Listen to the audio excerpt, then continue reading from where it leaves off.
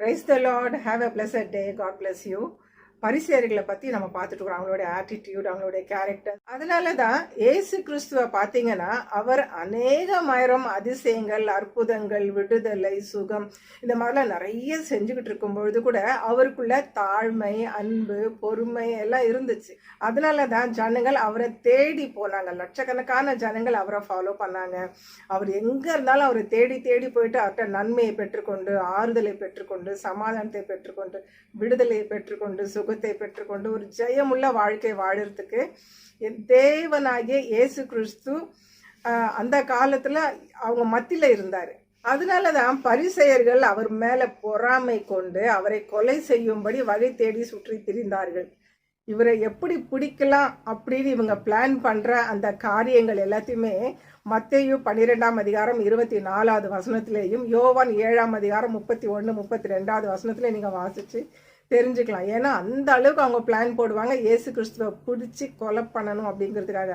அவர் என்ன தப்பு பண்ணாரு, என்ன பாவம் பண்ணாரு, யாருக்கு என்ன கெடுதல் பண்ணினாரு.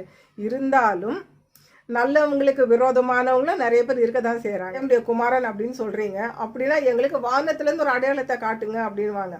அப்போ இவர் எவ்வளவோ அதிசயங்கள் செஞ்சார், அற்புதங்கள் செஞ்சார், எவ்வளவோ கூட இருந்து இவங்களாம் பார்த்துருக்குறாங்க.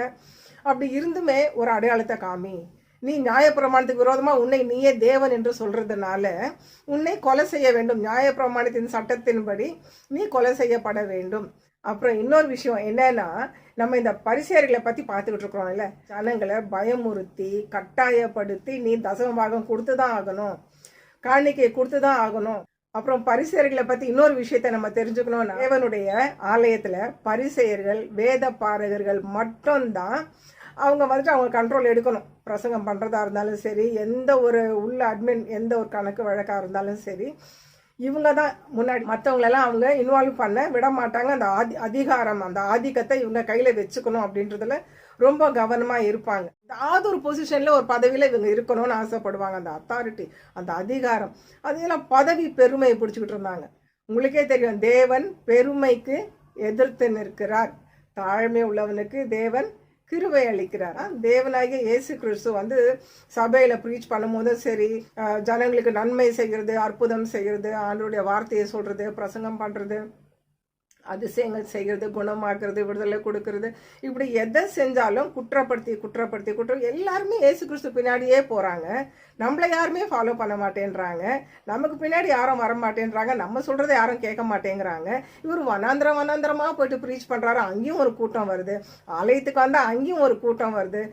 நமக்கு பின்னாடி யாருமே ஃபாலோ பண்ண மாட்டாங்க, நமக்கு பின்னாடி ஒரு கூட்டமே இருக்க மாட்டேங்குதுன்னு அந்த பொறாமை, எரிச்சல் ஒரு பக்கம்.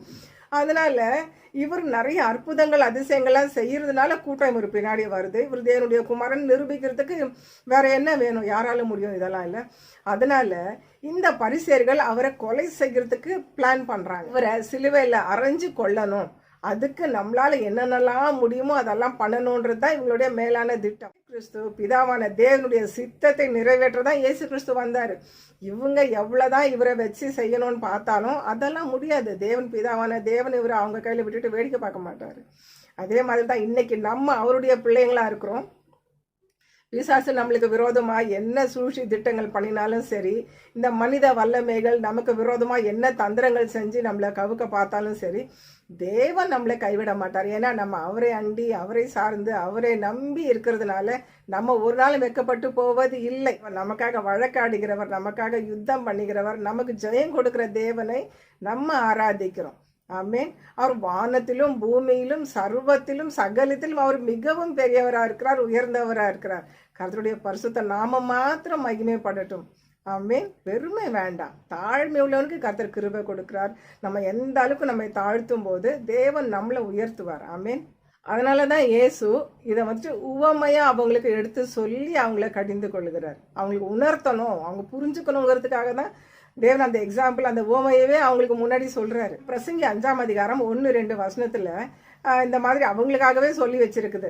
நீ தேவாலயத்துக்கு போகும்போது எப்படி நடந்துக்கணும், எவ்வளோ தாழ்மையாக நடந்துக்கணும், எந்த மாதிரி நீங்கள் ஒரு பணிவாக நடந்துக்கணும், தேவ சமூகத்தில் எப்படி நீ பேசணும், என்ன பேசக்கூடாது, அப்படி எல்லாமே உங்களுக்கு அந்த வேதத்தில் எழுதப்பட்டிருக்குது. அதுவும் அவங்களுக்கு தெரியும். தெரிஞ்சும் இந்த மாதிரி ஜெபிக்கிறான்னா அப்போ எவ்வளோ தைரியம் இருக்கணும்ல. இங்கே பாருங்க, நான் உங்களுக்கு வாசிக்கிறேன். லூக்கா 18ஆம் அதிகாரம் 10-14 வரை உள்ள வசனங்களை வாசிக்கிறேன். 2 மனுஷர் ஜெபம் பண்ணும்படி தேவாலயத்துக்கு போனார்கள்.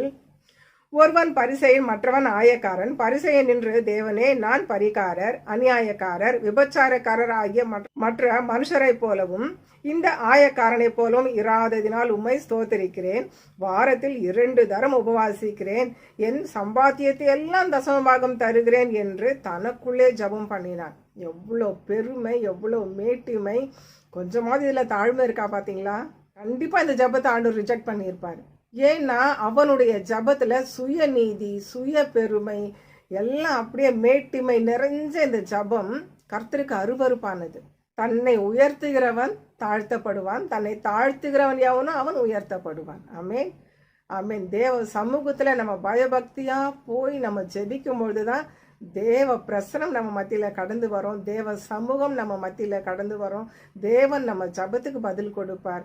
கர்த்தர் நிச்சயமா உங்களையும் ஆசீர்வதிப்பார், உங்களுடைய தேவைகளெல்லாம் சந்திப்பார். நீங்களும் உங்களை தாழ்த்தி தேவ சமூகத்தில் ஜெபிக்கும் போது நீங்கள் நினைப்பதற்கும் எண்ணுவதற்கும் வேண்டுவதற்கும் அதிகமாய் தேவன் உங்களை நிறைவாய் ஆசீர்வதித்து சமாதானத்தினால் நிரப்புவார். ஆமென், ஆமென். Have a blessed day. God bless you. இதில் தொடர்ச்சியான வீடியோ அடுத்த வீடியோவில் நம்ம பார்க்கலாம். மிஸ் பண்ணாமல் என்னுடைய அடுத்த வீடியோவும் நீங்கள் பாருங்கள். இதோடைய தொடர்ச்சியை நம்ம பார்ப்போம். இன்னும் சப்ஸ்கிரைப் பண்ணலைன்னா இப்போவே சப்ஸ்கிரைப் பண்ணிவிடுங்க. லைக் பண்ணுங்கள், ஷேர் பண்ணுங்கள், கமெண்ட் பண்ணுங்கள். உங்கள் social media friends and WhatsApp status friends குரூப்பெல்லாம் நீங்கள் ஷேர் பண்ணுங்கள்.